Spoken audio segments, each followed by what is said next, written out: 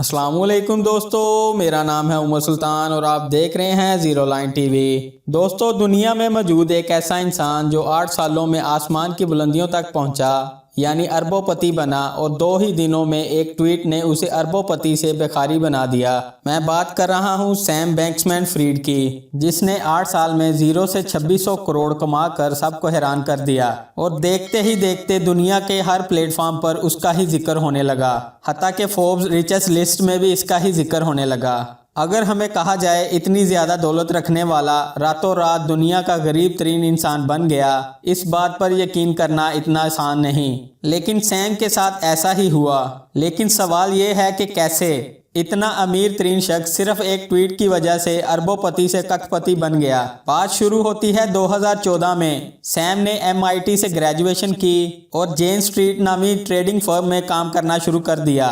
यहाँ ही उसे life changing idea आया और वही आइडिया इसकी जिंदगी बदलने वाला था। एक छोटा सा एम्प्लॉय अरबोपति बनने वाला था। सैम ने क्रिप्टो करेंसी में एक ऐसी चीज तलाश की जिससे वो अमेरिका से बिटकॉइन सस्ते दामों में लेकर जापानीज मार्केट में महंगे दामों बेच देता। ये बिजनेस इतना अच्छा था कि एक दिन में $25 मिलियन का बिजनेस भी हो जाता था। यहाँ से कमाए पैसों से सैम ने एक एलामीडा रिसर्च नामी क्रिप्टो फर्म खोली, जिसमें उसने अपने दोस्तों और अपने एक्स कोलीग को काम पे रखा। जेन स्ट्रीट में सैम एक लड़की से प्यार कर बैठा जो उसकी तबाही का बायस भी बनी। इसका नाम कैरोलाइन एलिस था। सैम ने कैरोलाइन को अपनी नई कंपनी का CEO बना दिया, जबकि कैरोलाइन को इस फील्ड का कोई एक्सपीरियंस नहीं था। एलामीडा रिसर्च का काम क्रिप्टो करेंसी में लोगों को इन्वेस्ट करवाना होता है। ये लोगों से पैसे लेकर मुख्तलिफ करेंसी में इन्वेस्ट करते और उन्हें सालाना 15% प्रॉफिट भी देते।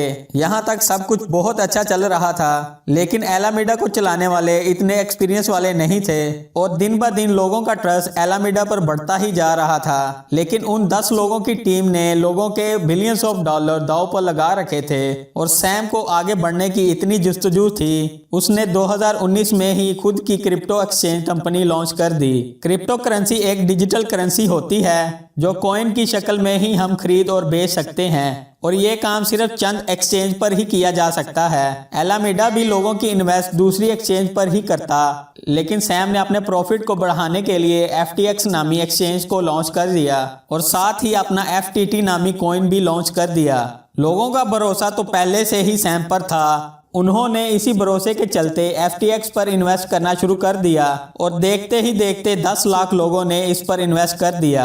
एक्सचेंज का मकसद सिर्फ ये होता है कि जब लोग क्रिप्टो करेंसी में खरीदो फरोख्त करते हैं तो इसका छोटा सा हिस्सा एक्सचेंज को प्रॉफिट या फीस के तौर पर मिलता है। यानी अगर $10 या इससे ज्यादा की ट्रेड पर इसकी फीस के तौर पर $0.02 एक्सचेंज को मिलते हैं। ये सुनने में बेशक बहुत कम है, लेकिन डेली बिलियंस ऑफ डॉलर की ट्रेड पर यह छोटा सा हुजम बहुत बड़ा हो जाता है। सैम ने अब लोगों को लालच देना शुरू कर दिया। इसने एक्सचेंज के यूजर को डिस्काउंट देना शुरू कर दिया। इसने अपने कॉइन यानी FTT, जिसकी मार्केट वैल्यू 0 थी, लोगों को FTT में इन्वेस्ट करने का कहने लगा और उस पर ट्रेडिंग फीस भी खत्म कर दी और देखते ही देखते इस कॉइन की प्राइस $80 हो गई। यूजर्स ने तो इससे बहुत प्रॉफिट कमाया, लेकिन इसके साथ सैम बैंक्समैन ने भी इससे खूब प्रॉफिट कमाया, क्योंकि जिस कॉइन की कीमत बिल्कुल 0 थी, देखते ही देखते वो $80 का हो गया और सैम के लिए ये बहुत फायदेमंद साबित हुआ। हर जगह सिर्फ FTX के ही चर्चे थे।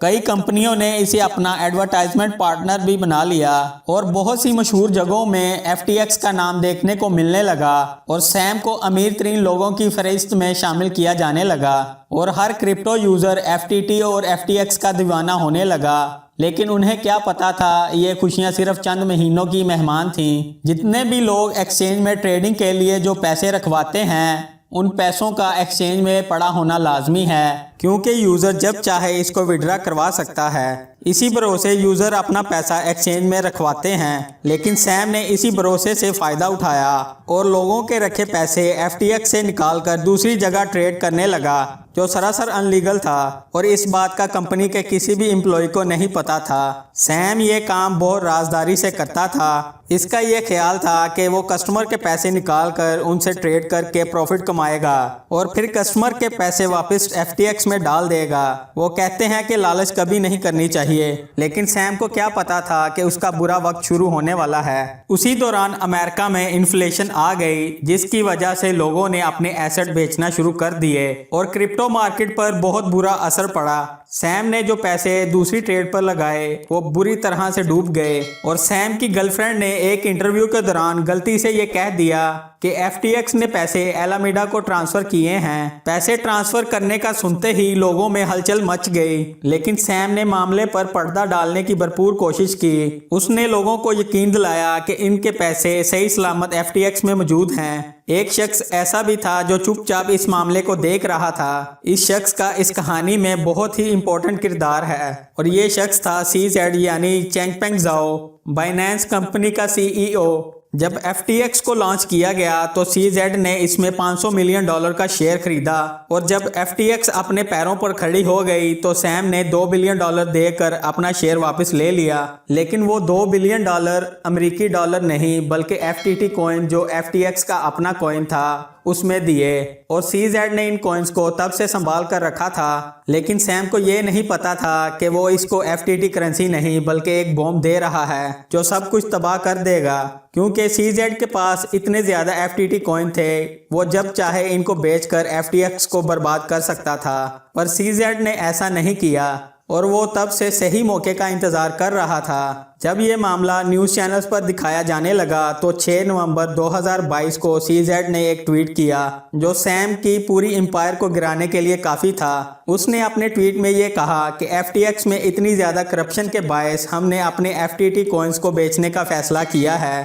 और अभी CZ ने अपने FTT कॉइन्स बेचे नहीं थे कि इस ट्वीट ने पूरे क्रिप्टो मार्केट में तहलका मचा दिया और लोगों ने अपने FTT धड़ाधड़ बेचने शुरू कर दिए और FTX के यूज़र ने अपने पैसे विड्रॉ करने चाहे, लेकिन विड्रॉ तो तब हो जब FTX के अकाउंट में वो पैसे पड़े हों। सैम अब बुरी तरह फंस चुका था और अब CZ के आगे गिड़गिड़ाने के सिवा और कोई चारा नहीं था और इन दोनों में कुछ मामला तय पा गए और ये तय पाया कि बाइनेंस FTX को कौड़ियों के भाव खरीदेगा। लेकिन CZ ने 2 ही दिन के बाद अपने ट्वीट में ये कहा कि हम FTX को नहीं खरीदेंगे क्योंकि हमने जितना सोचा था सैम ने उससे कहीं ज्यादा मामलात को खराब किया हुआ है। FTX को लोगों के $10 बिलियन देने थे, लेकिन FTX के पास सिर्फ $900 मिलियन ही पड़े हुए थे। जो 2 दिन पहले $26 बिलियन का मालिक था, अब उसने लोगों के $9 मिलियन वापस देने थे, यानी $9 बिलियन का मकरूज हो गया। और 11 नवंबर को सैम ने अपनी हार तस्लीम करते हुए लोगों को बता ही दिया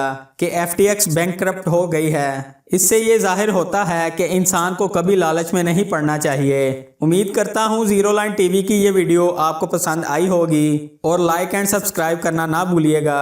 मिलते हैं अगली वीडियो में, तब तक के लिए अल्लाह हाफिज़।